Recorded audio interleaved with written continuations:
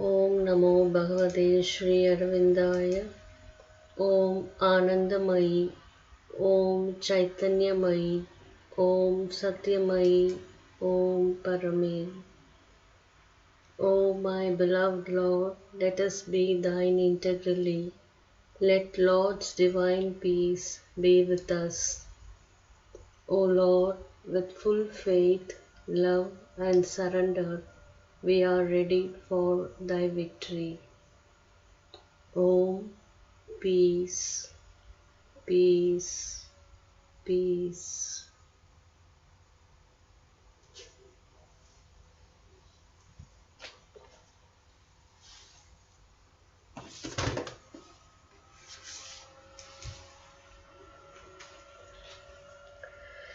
Prayers and Meditation, January 1, 1914. To Thee, Supreme Dispenser of all boons, to Thee who givest life its justification, by making it pure, beautiful, and good, to Thee, Master of our destinies and goal of all our aspirations, was consecrated the first minute of this new year. May it be completely glorified by this consecration. May those who hope for Thee seek Thee in the right path. May those who seek Thee find Thee, and those who suffer, not knowing where the remedy lies, feel Thy life gradually piercing the hard crust of their obscure consciousness. I bow down in deep devotion and in boundless gratitude before Thy beneficent splendor. In the name of the earth, I give Thee thanks for manifesting Thyself. In its name, I implore Thee to manifest Thyself ever more fully in an uninterrupted growth of light and love. But be the sovereign master of our thoughts, our feelings, our actions.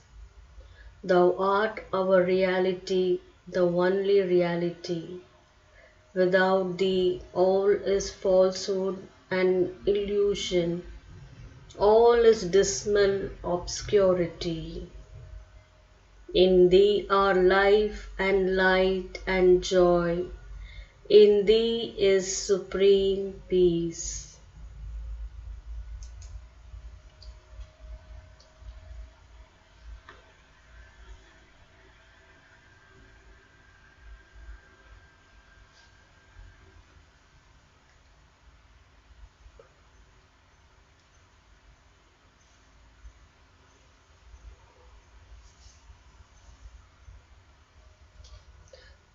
January 2nd, 1914. This marvelous silence manifests Thee despite the mad human agitation, the immutable and constant silence, so living in all things that one has but to listen to hear it, in contrast with all that is futile noise, vain agitation, useless dispersion of energies.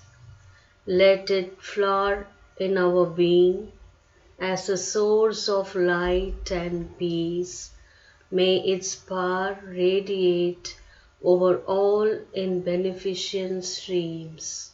Thou art the savor of all life and the reason for all activity, the goal of our thoughts. The Mother.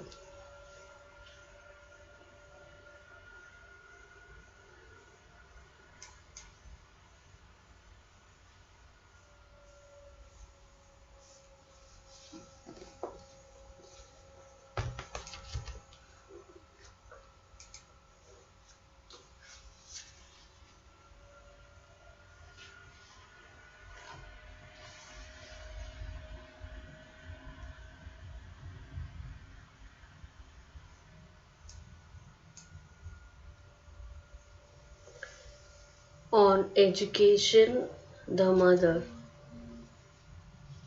Sutras have no ambition. Above all, never lay claim to anything, but be at each moment the utmost that you can be. 25th February 1957. As for your place in the universal manifestation, the Supreme alone will show it to you. 2nd May 1957.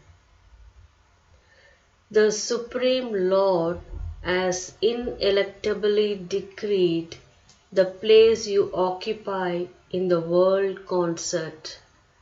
But whatever that place may be, you have the same equal right as everyone else to scale the supreme heights as far as the supramental realization. 17th May 1957.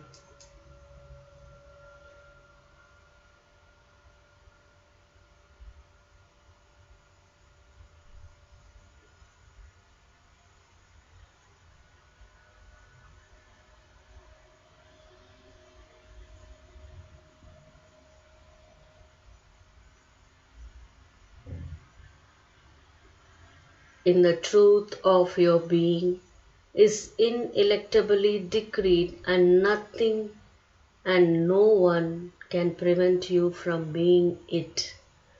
But the path you will take to attain it is left to your own free choice. 19th May 1957. On the path of ascending evolution, each one is free to choose the direction he will take. The swift and steep ascent towards the summits of truth, the supreme realization, or turning his back to the peaks, the easy descent towards the interminable meanderings of endless rebirths. 23rd May 1957. In the course of the ages and even in the course of your present life, you can make your choice once and for all, irrevocably, and then you have only to confirm it at each new occasion. Or else, if you have not taken the final decision at the outset, at each moment you will have to make a new choice between falsehood and truth. 23rd May 1957. But even supposing that you have not taken the irrevocable decision at the outset, if you have the good fortune to be alive at one of those extraordinary moments in universal history when the grace is present, incarnate on earth, it will give you once again, at certain exceptional moments, the possibility of making a final choice that will lead you straight to the goal. 23rd May 1957.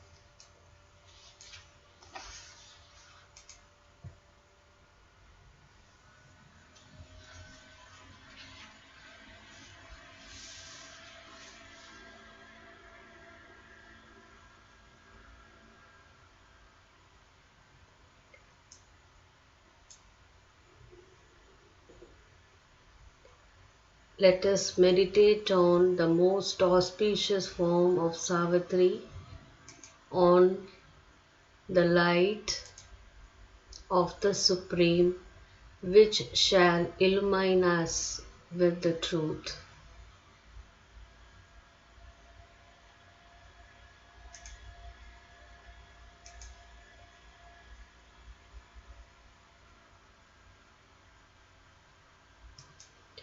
Book 11, The Book of Everlasting Day, page 710.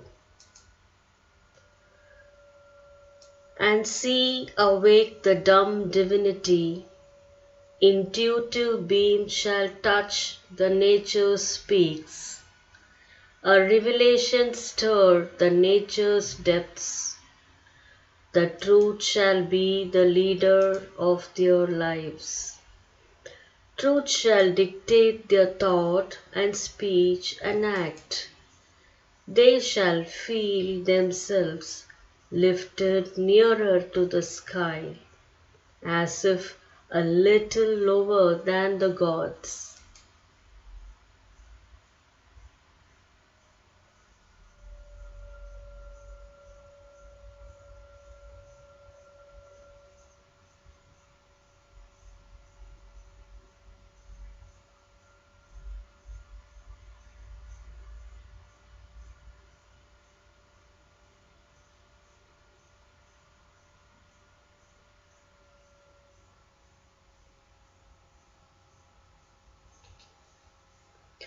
For knowledge shall pour down in radiant streams, and even darkened mind quiver with new life, and kindle and burn with the ideal's fire, and turn to escape from mortal ignorance.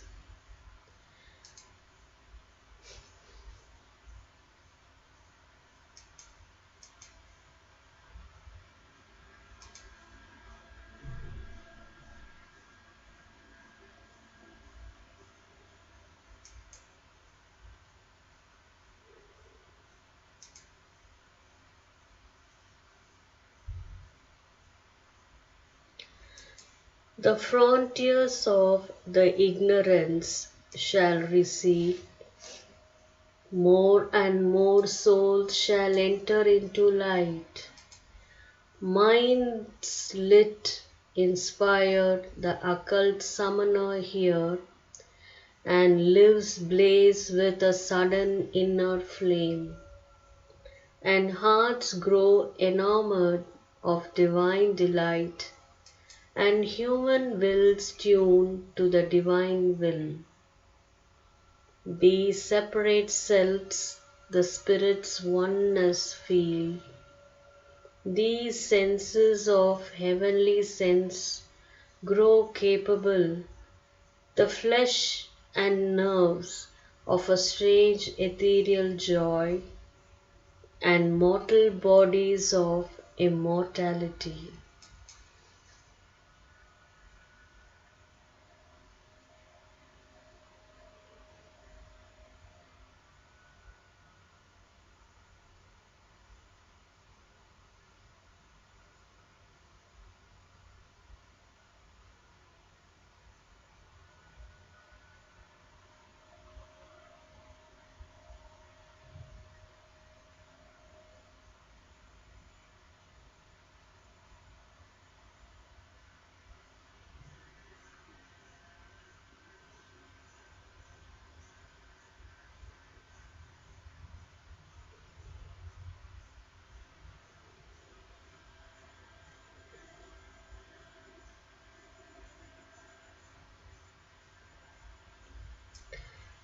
A divine force shall flow through tissue and cell and take the charge of breath and speech and act. And all the thoughts shall be a glow of suns, and every feeling a celestial thrill.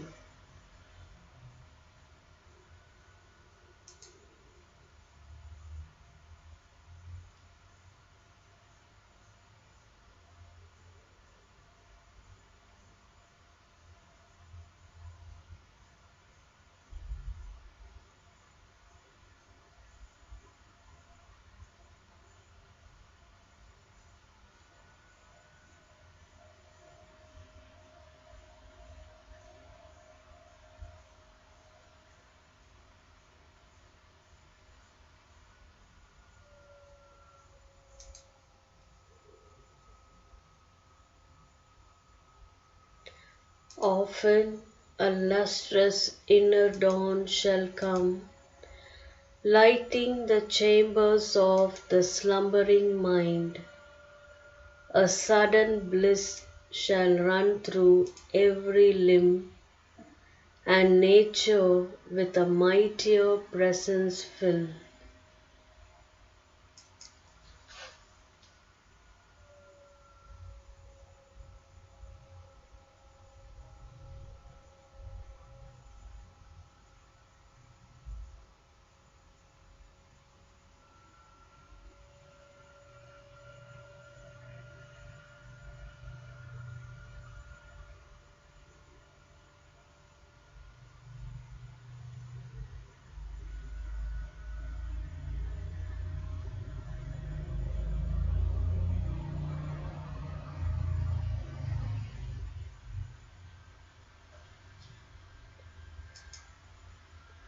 Thus shall the earth open to divinity, and common natures feel the wide uplift, illumine common acts with the Spirit's ray, and meet the deity in common things. Nature shall live to manifest secret God, the Spirit shall take up the human play, this earthly life become the life divine.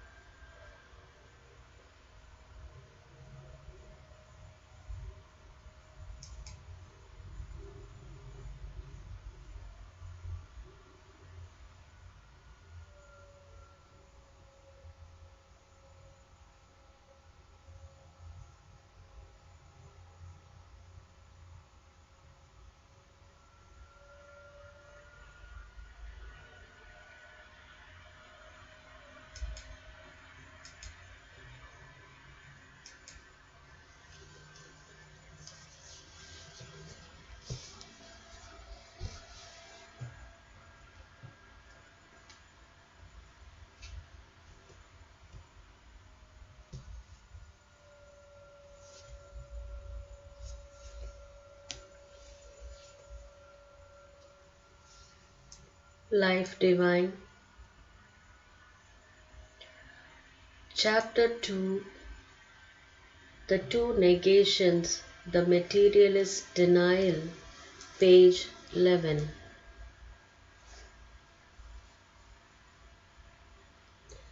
The materialist as an easier field.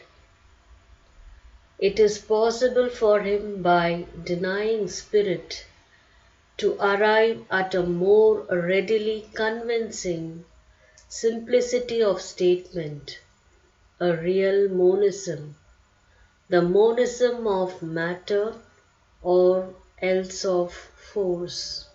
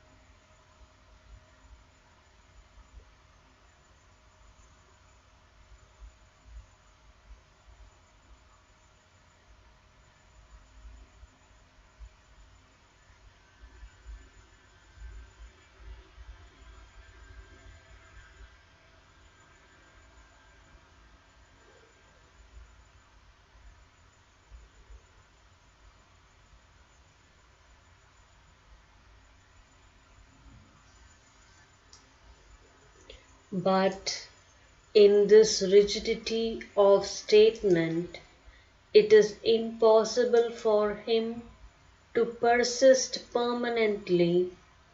He too ends by positing an unknowable as inert, as remote from the known universe as the passive Purusha or the silent Atman.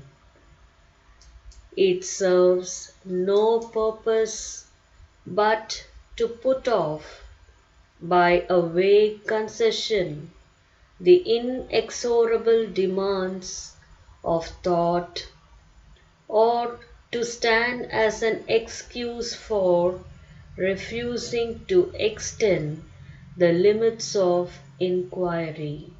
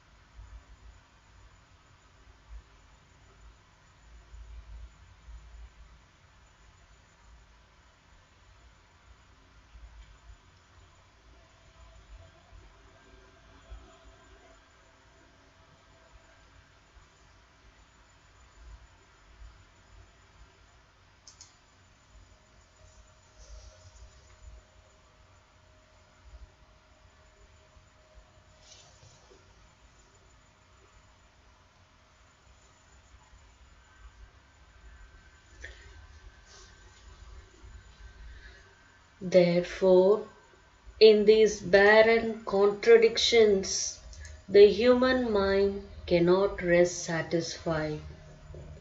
It must seek always a complete affirmation. It can find it only by a luminous reconciliation.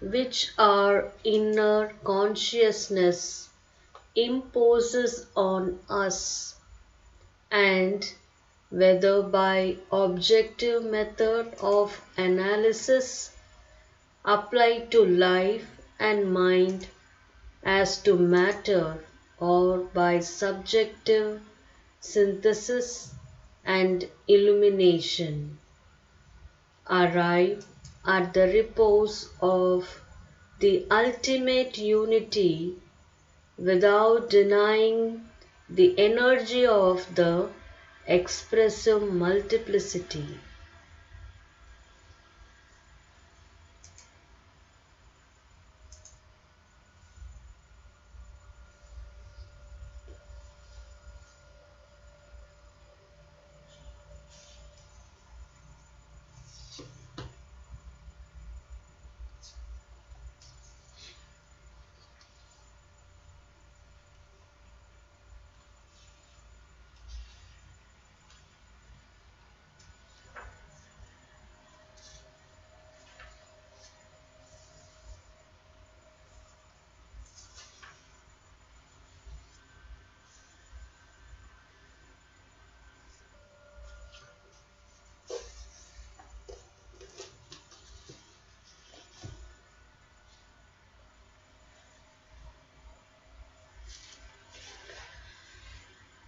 Only in such a complete and Catholic affirmation can all the multiform and apparently contradictory data of existence be harmonized, and the manifold conflicting forces which govern our thought and life discover the central truth which they are here to symbolize and variously fulfill.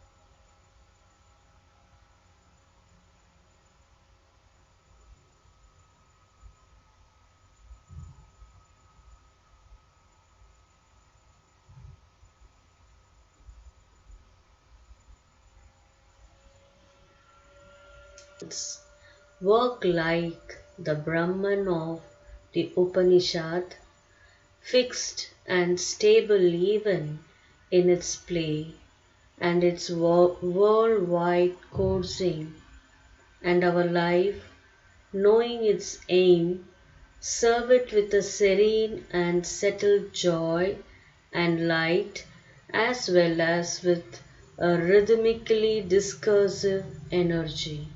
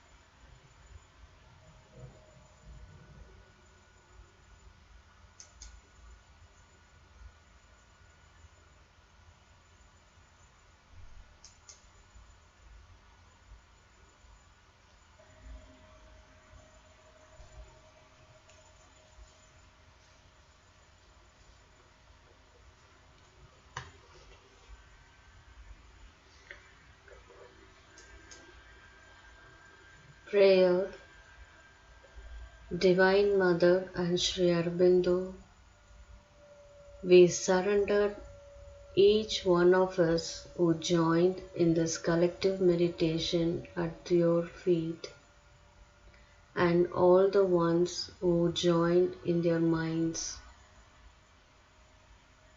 We take this prayer of meditation from Mother as our prayer of today's New Year's very special message from Divine Mother and Sri Aurobindo.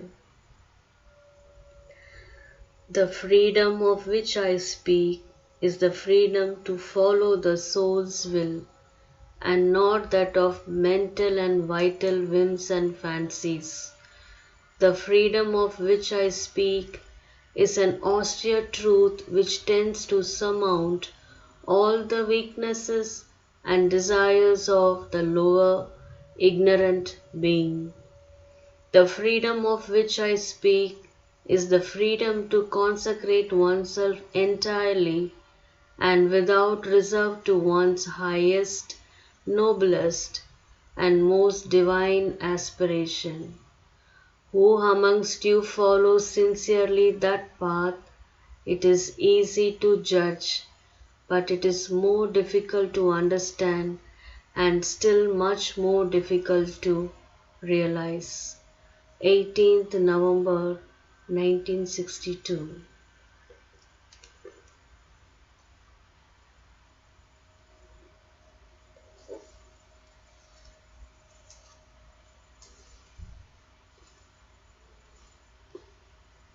Thanks each one of you and greetings from Aurobindo.